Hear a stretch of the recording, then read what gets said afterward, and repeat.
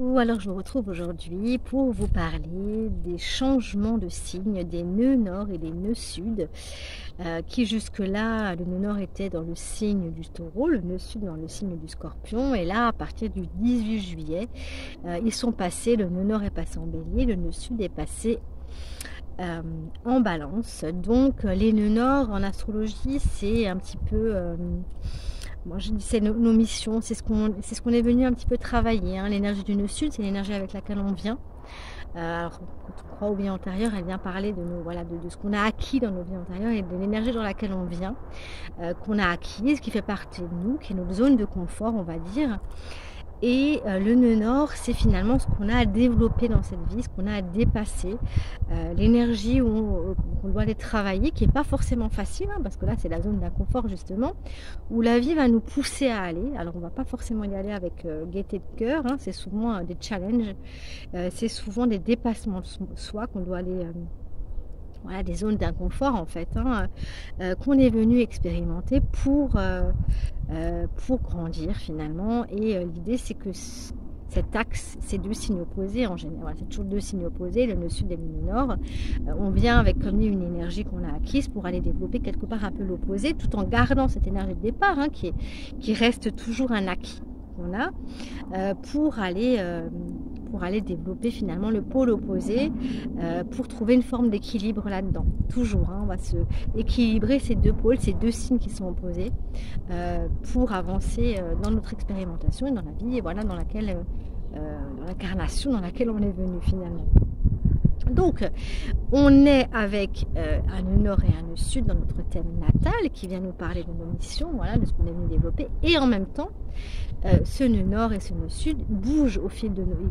Il fait des transits en fait aujourd'hui, voilà, à partir du 18, il est passé pour chacun de nous en fait, hein, dans le signe du bélier et de la balance, donc dans l'axe bélier-balance. Il était jusqu'au 18 dans l'axe taureau-scorpion. Donc on est venu vraiment travailler avec un nœud nord en taureau et un nœud sud en scorpion.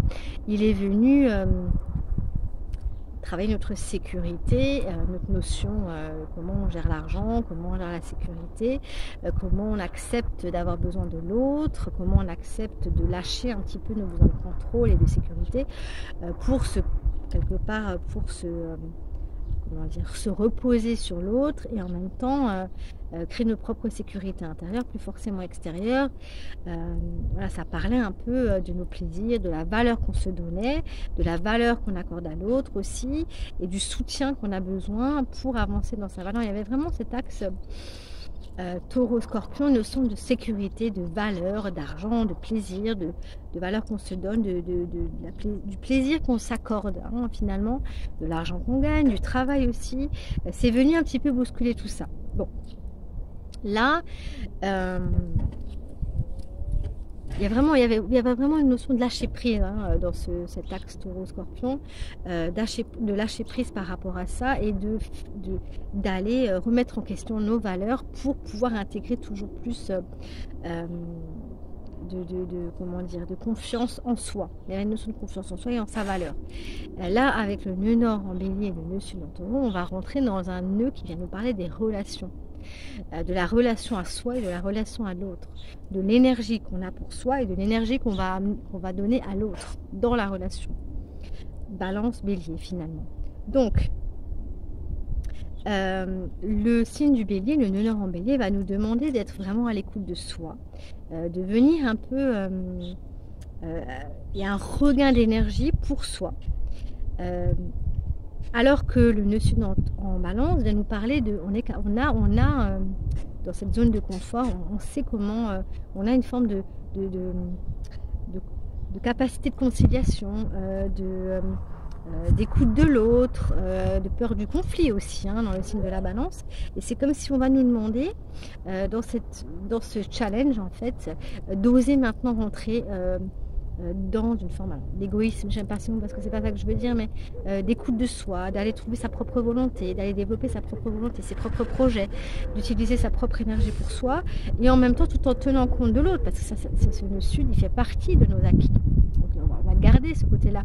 Mais Mais ce nœud sud en balance, il nous dit, mais il y a une peur de rentrer dans le conflit, il y a une peur de passer pour quelqu'un d'égoïste, justement. Il y a une peur comment dire, de rentrer dans le conflit, de plus être en paix, de perdre d'équilibre. Est-ce que je vais pas perdre mon équilibre si finalement je pense trop à moi, ou si finalement... Il y a vraiment c'est une notion d'équilibre, en fait, hein, dans ces... j'ai pas dit, par contre, que finalement... ce nœud nord et ce nœud sud en bélier balance, ce sera du 18 juillet 2023 et ça durera jusqu'au 12 janvier 2025. Donc ça va, une bonne année et demie, ça va nous faire travailler ça pendant une bonne année et demie. Ça vient parler de la relation à soi, la relation au couple finalement, au fait d'être dépendant de l'autre, de s'oublier dans le couple et maintenant de revenir à soi, de trouver sa propre indépendance, sa propre autonomie, sans oublier l'autre finalement. Il y a une forme de créativité, il y a une forme de renaissance avec cet axe.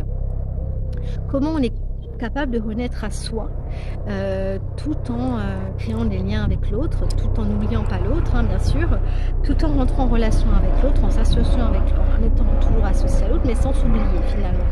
C'est comme si jusque-là on s'était un peu oublié là-dedans et maintenant on nous demande de vraiment reprendre tous nos acquis, de reprendre tous nos pouvoirs personnels pour aller mener un projet pour nous, en fait, pour aller créer quelque chose pour nous. Il y a une forme de regain d'énergie personnelle pour aller vers ses propres désirs, vers sa propre volonté, vers son propre indépendance et d'aller dans une forme de spontanéité, de plus trop réfléchir aux conséquences parce qu'avec ce nœud sud en bélier, on a tendance à beaucoup réfléchir, qu'est-ce que ça va faire, est-ce que je fais le bon choix, est-ce que si je fais ça, je vais pas remettre en question ma relation, est-ce que je vais pas déséquilibrer mon couple, est-ce que je vais pas... quelles sont les conséquences? Il y a vraiment un fort... on se pose beaucoup de questions avec ce nœud sud en balance. Et le nœud nord en bélier va nous pousser finalement à y aller quand même, à être plus dans la spontanéité, à se laisser porter par l'intuition justement, à oser créer, sans trop se soucier des conséquences, pour être dans le moment présent finalement, sans penser trop au passé, à lâcher un petit peu le passé pour un nouveau départ. Et en gardant l'équilibre là-dedans et en étant quand même dans une forme de justesse, sans oublier l'autre bien sûr, tout en gardant notre équilibre. Ça va être le défi aussi de garder cet équilibre intérieur. Voilà. Sortir des conventions, des cadres établis, de la peur du jugement, la peur du conflit, de sortir de là pour oser être soi, pour oser créer des relations beaucoup plus saines, beaucoup plus en rapport avec qui on est, avec nos propres valeurs, beaucoup plus juste pour soi et du coup pour l'autre. Parce que si moi je m'écoute et que je suis dans mon intériorité, dans mon équilibre intérieur, même si je suis dans la spontanéité, même si j'ose, quelque part je laisse aussi l'autre être dans ce qu'il est. J'ose accepter mes imperfections en osant accepter les imperfections de l'autre, plutôt que de ne pas oser, de rester dans des conventions, dans des cadres, mais du coup je ne suis pas dans mon équilibre, je ne me respecte peut-être pas trop non plus, et du coup je ne vais pas laisser l'autre être qu'il est non plus. Enfin, il y a vraiment cet équilibre à trouver, des nouveaux rapports à créer avec l'autre, dans le couple, dans les associations. Voilà, et de faire les choses pour soi, guidé par sa propre intuition, par ses propres désirs, tout en prenant compte de l'autre, bien sûr, en laissant cet équilibre, cette spontanéité guider nos actes. Après, on est d'accord que ce nœud nord va aussi dépendre de là où il se trouve dans votre propre thème natal par rapport aux maisons. Parce que le signe de la balance, le signe du bélier, ça va parler à chacun différemment en fonction de la maison dans laquelle il se trouve, dans le thème natal de chacun. Donc je vais un petit peu faire quelques mots pour chaque maison, pour un petit peu, vous voyez, en tout cas il y a toujours cette notion de créativité, de nouveau départ dans un certain domaine, en fonction finalement de la maison dans laquelle il se trouve. Par exemple, si votre nœud nord, donc c'est le signe du bélier, se trouve dans la maison 1 chez vous, ça veut dire que le nœud sud se trouve dans la maison 7 finalement en balance. Là, ça vient vraiment, ce que j'ai dit va vraiment vous parler parce qu'il y a vraiment une nouveauté dans qui vous êtes. C'est comme si on contacte de nouvelles parties de soi. C'est comme si on va changer, il y a une notion de nouveau départ. De nouveaux départs et de nouveaux projets avec les autres, qu'on peut même mener avec les autres, de nouvelles énergies, un regain vraiment d'énergie pour vous, où on va vous demander de développer vraiment cette confiance en soi, cette mise en valeur de qui vous êtes, d'oser montrer qui vous êtes, d'oser montrer votre personnalité, d'oser d'oser passer à l'action, hein, on est vraiment là-dedans. Si ce nœud nord en bélier se trouve en maison 2, donc là ça va vraiment parler des ressources. Il y a une nouveauté dans vos ressources, dans peut-être la façon de gagner de l'argent, dans l'activité professionnelle. Du coup, il peut y avoir de nouvelles créations. Et ça va donner, ça va vous permettre de... C'est comme des acquis qui se développent, hein, des nouveaux acquis que vous mettez en lumière. Euh, et vous allez, il y a comme une, pour moi, il y a une acquisition de quelque chose, voilà, de quelque chose de nouveau, euh, des nouvelles valeurs, voilà, que vous pouvez vraiment utiliser comme ressources. Si ce signe du bélier se trouve dans votre maison 3, il y a des nouvelles relations qui peuvent se mettre en lumière, des nouveaux contacts, des nouveaux échanges, beaucoup d'échanges d'ailleurs qui peuvent on entre dans une phase où là on rencontre beaucoup de monde, où on peut même créer avoir un nouvel enseignement, voilà, de nouvelles aptitudes pour soi-même, de nouvelles expériences à vivre. Si ça se passe dans la maison 4, alors là il y a de la nouveauté au niveau du foyer, peut-être des enfants. Il y a un nouveau foyer, une nouvelle sécurité à créer, un nouveau logement peut-être. Voilà, on peut créer quelque chose. En tout cas, au niveau du foyer, au niveau de la famille, il y a vraiment quelque chose de très... on crée une construction nouvelle. Il y a quelque chose qui se construit au niveau de sa sécurité. Si ça se passe dans la maison 5, donc si le signe du bélier est en maison 5, il y a quelque chose qui vient mettre en lumière de nouveaux plaisirs, un nouveau talent, des nouvelles capacités. On est aussi en lien avec l'enfance, donc là aussi on peut créer une famille, on peut avoir il peut y avoir un enfant qui vient au monde. On est dans une forme de quelque chose au niveau de la créativité, du plaisir, un nouveau loisir peut-être qui peut se mettre en place et à vivre vraiment dans l'instant présent. Hein. C'est-à-dire qu'on ne sait pas où ça va nous mener. Par contre, on va lâcher un petit peu le signe du Verseau, la maison opposée, parce qu'on ne sait pas où ça va nous mener, parce qu'on ne veut pas trop... Voilà, on a besoin de penser à soi, à son propre plaisir. Il y a besoin de s'accorder du temps pour soi avec la maison 5. Avec un bélier en maison 6, là on peut créer... Alors là aussi ça peut parler du travail, parce qu'il peut y avoir une nouvelle discipline, des nouvelles... un nouveau cadre, des nouvelles activités, peut-être des choses à mettre en place au quotidien pour soi, peut-être une nouvelle alimentation, une nouvelle hygiène de vie, un nouveau sport au quotidien à faire pour soi, pour prendre soin de soi. Voilà, il faut vraiment quelque chose de nouveau dans son quotidien. Ça peut être aussi une nouvelle activité professionnelle. Dans la maison 7, alors là, on a des nouveaux projets qui peuvent être liés aux conjoints, aux associations. C'est comme si on a besoin d'utiliser son temps pour les autres. Il y a un nouveau projet qui se met en place où on rentre en contact avec les autres, de nouvelles associations. On prend du temps pour les autres. Donc là, l'idée, c'est de ne pas s'oublier, encore une fois, de garder un peu d'énergie pour soi parce que là, les autres vont être beaucoup demandeurs. Donc on peut avoir beaucoup plus de public. Si on a un travail du public, on va être très demandé. Hein, si ce bélier il est en maison 7, il y a de nouveaux contrats, de nouvelles associations, on peut signer des contrats, on est vraiment là-dedans. Si c'est dans la maison 8, bélier en maison 8, là on a besoin d'accepter le soutien des autres. On peut être soutenu, il peut y avoir... donc là, si le bélier se trouve dans la maison 8, des grosses transformations qui peuvent se passer. On a besoin du soutien des autres. Il faut accepter l'aide des autres. Il faut accepter le soutien des autres parce qu'il y a quelque chose de nouveau qui vient dans nos vies où on n'a peut-être pas la main dessus. Hein. Là, il va falloir, il y a un challenge avec un bélier en maison 8, c'est d'accueillir l'aide des autres et c'est aussi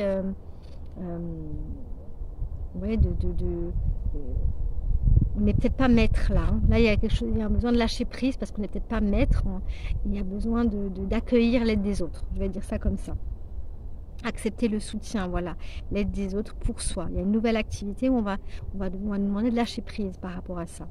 Si c'est en maison 9, le bélier, donc là on est dans, il y a une ouverture vers l'étranger. On va nous demander de sortir de notre zone de confort, de nos contacts, de nos relations de proximité pour nous ouvrir à quelque chose de plus lointain, à un élargissement de nos contacts, de nos... Voilà, il faut s'ouvrir et il faut aller vers une zone un peu inconnue pour s'ouvrir parce que ça va nous apporter quelque chose de nouveau. une activité, voilà, une nouvelle activité ou une énergie qui s'ouvre en fait à quelque chose de plus grand. Si ce signe du bélier il est en maison 11, donc là il y a des nouveaux projets, où c'est nous qui initions ces nouveaux projets, où c'est nous qui devons mettre en place ces nouveaux projets, où on va beaucoup utiliser d'énergie pour mettre en place des choses qui vont durer sur du long terme.